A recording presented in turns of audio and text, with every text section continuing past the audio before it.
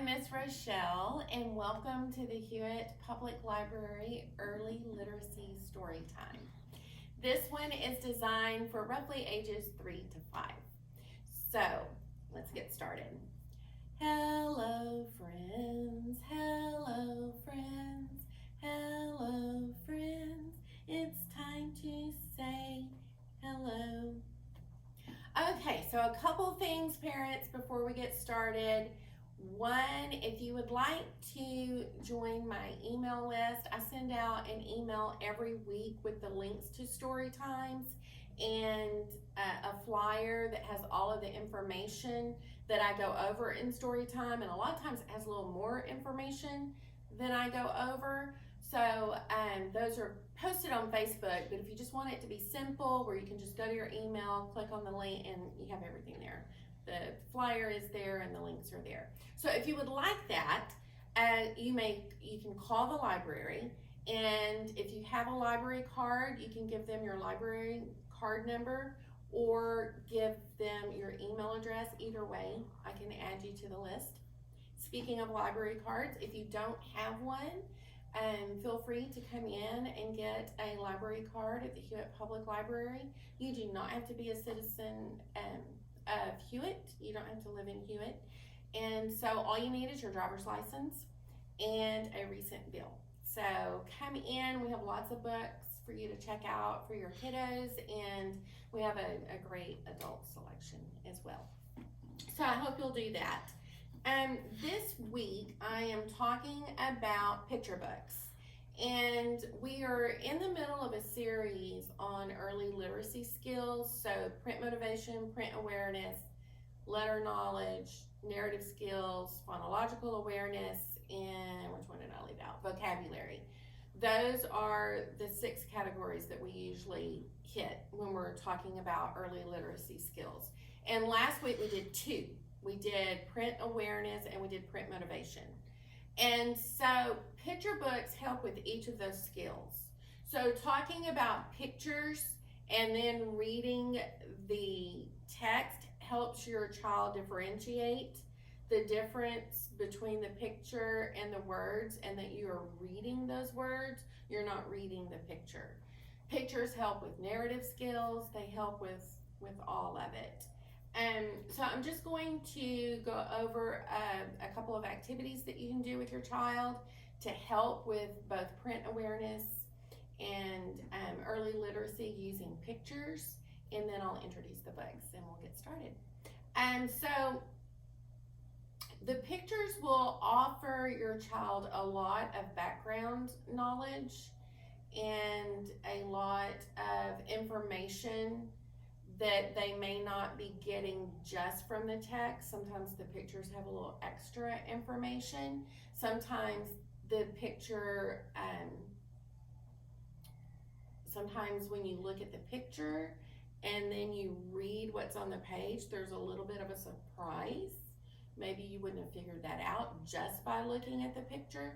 So one activity that I encourage you to do with your kiddos is to, you don't have to do this every time, but sometimes, often, take a book and just go through the pictures and talk about the pictures and what you think the story would be about. And then as your child adjusts and learns what you're doing, let your child do that. And they can start by just describing one picture in a book, and then soon they will be able to turn the pages of the book with you and tell a story just looking at the pictures. Then, when they're ready, they may not want to do this all in one sitting. Take the same book and then tell them, this time we're going to read the words. And do you remember what we talked about, what we thought the story would be about looking at the pictures? Talk about it a little bit. Then go through and read the words. And then ask your child questions about it. Were you surprised? Or if you know that there's a big difference on one of the pages, talk about it. Oh, we thought that they were having a good time and he was angry, or whatever the situation might be. Oh, we didn't realize that they were racing. We just thought they were going for a walk. but they're actually racing. Oh, look, yes, I can see that they're running now. And just have those conversations with your child, and that helps them differentiate the pictures from the print. Also, teachers will later, as your child goes to school and your child starts reading chapter books and they become responsible for what they're reading and they're asked questions about it, teachers will say to your child, what picture do you see in your head? Because we want children to be able to visualize what they're reading. And so if they've had all that background with you talking about pictures, then this will help them see that picture in their head. So if you do read a story that doesn't have the pictures, later you will ask, so what do you think is happening? Draw a picture or describe what you think that picture would look like, because that will help the child. So those are just a few things about pictures. An activity that you can do, you can make lists or routines. And so, for example, a bedtime routine, maybe a toothbrush, a book, a picture of a bath towel, a picture of a bed, whatever your routine might be, have those pictures and then list: brush teeth, take a bath, read a book, lights out, whatever the routine is. It helps your child understand that the picture and the words may go together, but they are different. And so that's one way to get started. And then that can build where you go on a shopping trip, and you can start simple. So maybe your child is going to get a book at the library. So this isn't a shopping trip, but a trip to the library. And so they draw a picture of 2 books and maybe, write, I will check out 2 books. Let them tell you about it. Let them draw a picture and tell you what's happening in the picture, and then you write what they're saying. All of these activities just help them understand that pictures do have good information in them, but it's different from the print, that we read the print, we describe the pictures. Just quickly, because I think I'll do a different segment on this, but as your child gets older and closer to kindergarten, you can ask more detailed questions about the pictures. So I noticed that he has a sweater on. I wonder why he has on the sweater. I noticed that he picked up an umbrella. Things like that will help your child gain information that isn't directly given, and help them understand, oh, they're wearing the sweater because they're cold. Oh, they have the umbrella because it must be raining. And later, 2nd grade, 3rd grade, children are going to be responsible for those type of questions from print, where it may state in the story that the character grabbed their sweater before they went out the door, and then a question might be, what is the setting? And they have to know that it was cold. So just things like that. So you can start asking those questions about the picture and have those conversations, and your child will thank you later, because that will help them build all of those wonderful literacy skills. So a quick introduction to the books that I have out today. Each book that I chose was chosen because of the pictures. There are a lot of detail in the pictures, and they help to tell the story by themselves. So I'm just going to show you one rather than go through each book, because it's the same idea for each one. So this one is That Pup, and he is looking for acorns, and it's just very simple. So your child and you can look at the pictures and begin to tell a story of your own, can begin to ask questions. What is he doing? And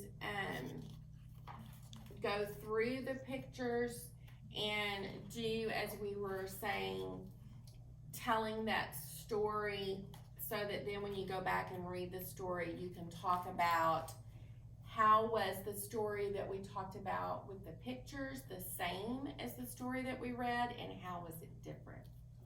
And each of these books is just a good example of that. I have Amazing Autumn.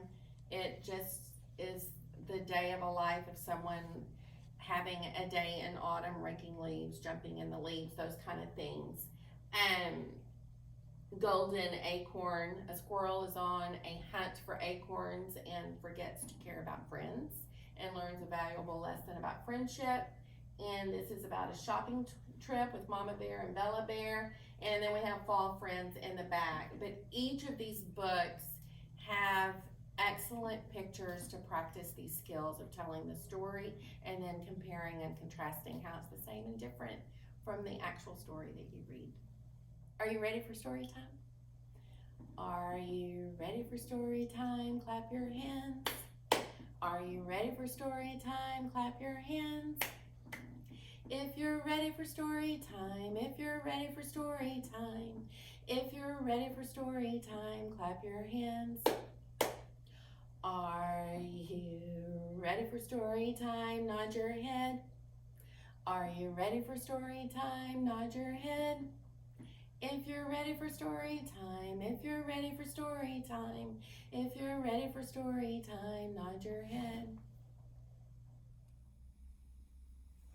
Today we're reading The Golden Acorn. Has a beautiful picture on the front. What do you see? I see a squirrel. I see a big acorn. I see a bird and a lot of pretty leaves.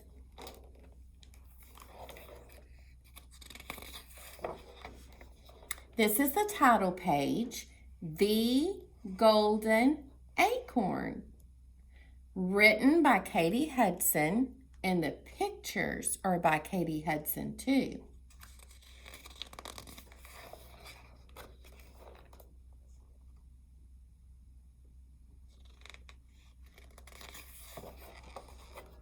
I wonder what this book will be about.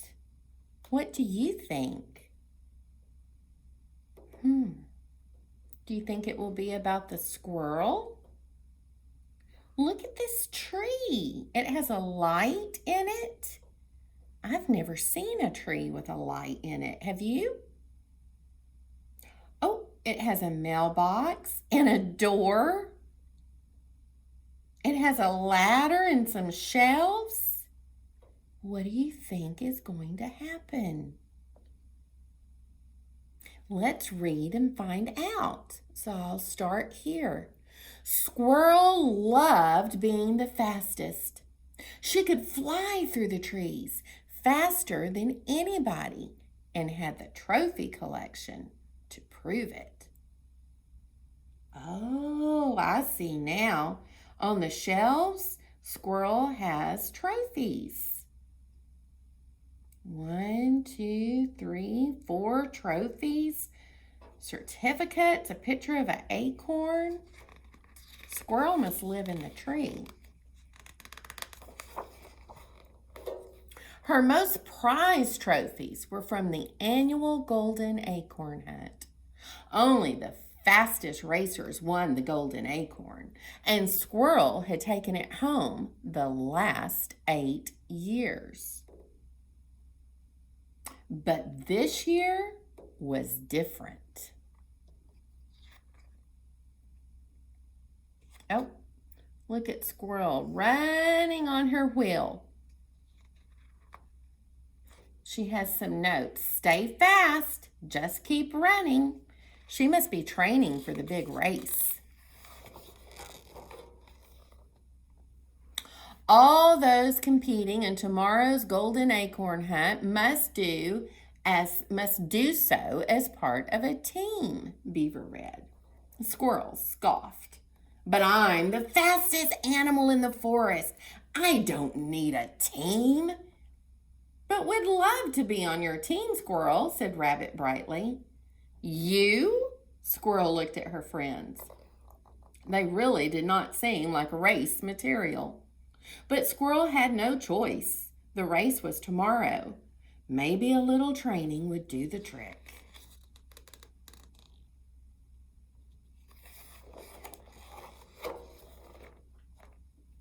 Or maybe not.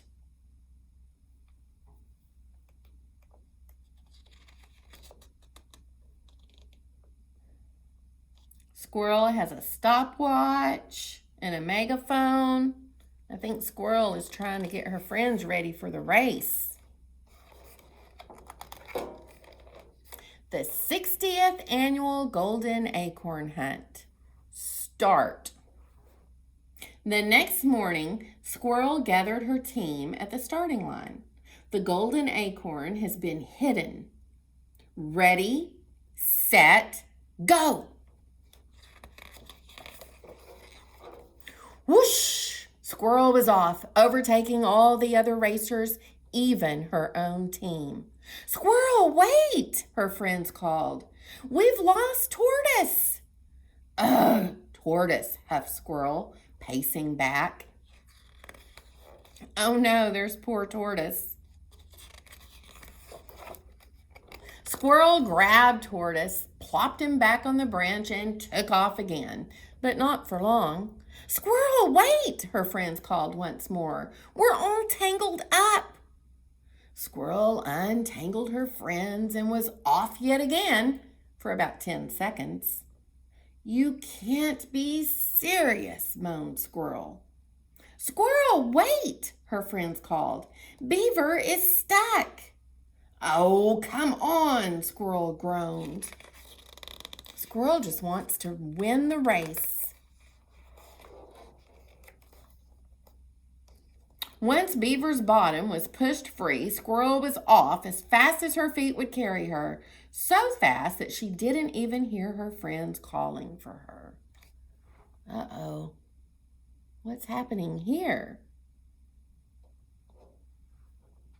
Looks like Rabbit might be about to fall.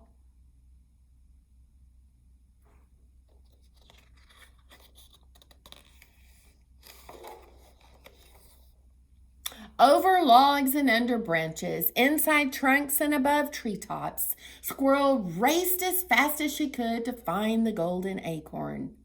Until there it was. Oh, there's the golden acorn. Squirrel has won the golden acorn race for 8 years. Do you think she'll win again and make it 9? It was the biggest golden acorn Squirrel had ever seen. She pried it from its hiding spot and took off.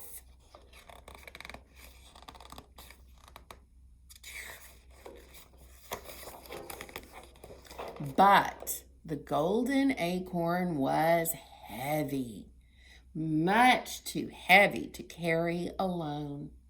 And there was only one squirrel, all by herself, Squirrel and her golden prize. After lots and lots of rolling and pushing and heaving, she took a little rest. She was tired and sweaty. And what do you think will happen next? Squirrel seems to be struggling.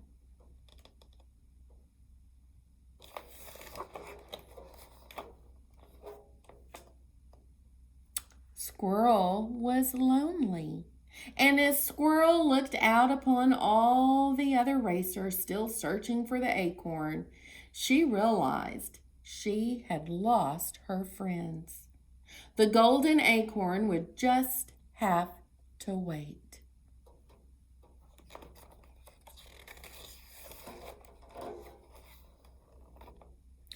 Whoosh! Off Squirrel raced, faster than she ever had before, over logs, under branches, inside trunks, and above the treetops, until there they were. After lots and lots of rolling and pushing and heaving, Squirrel had her friends back. Her team didn't come in first, and they didn't get a trophy. But it didn't matter. From now on, Squirrel's friends would always come first.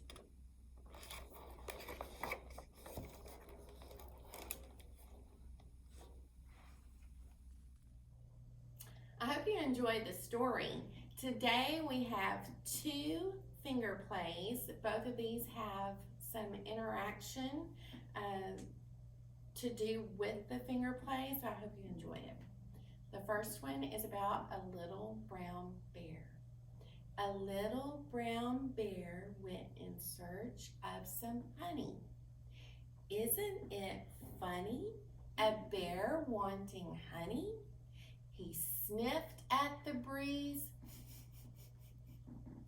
and he listened for some bees.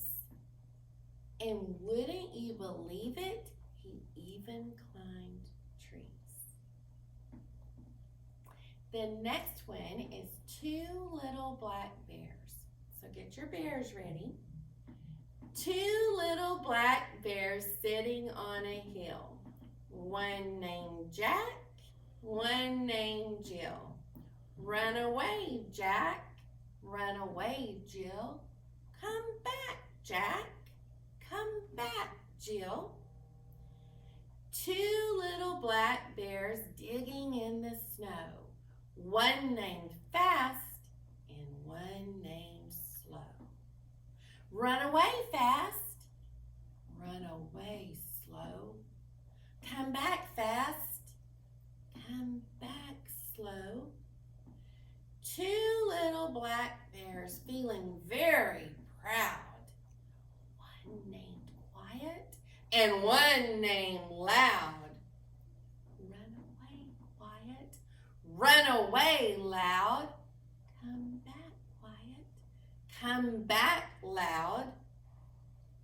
I hope you enjoyed today's finger plays and today's stories. See you next week. Goodbye, friends. Goodbye, friends. Goodbye, friends. It's time to say goodbye.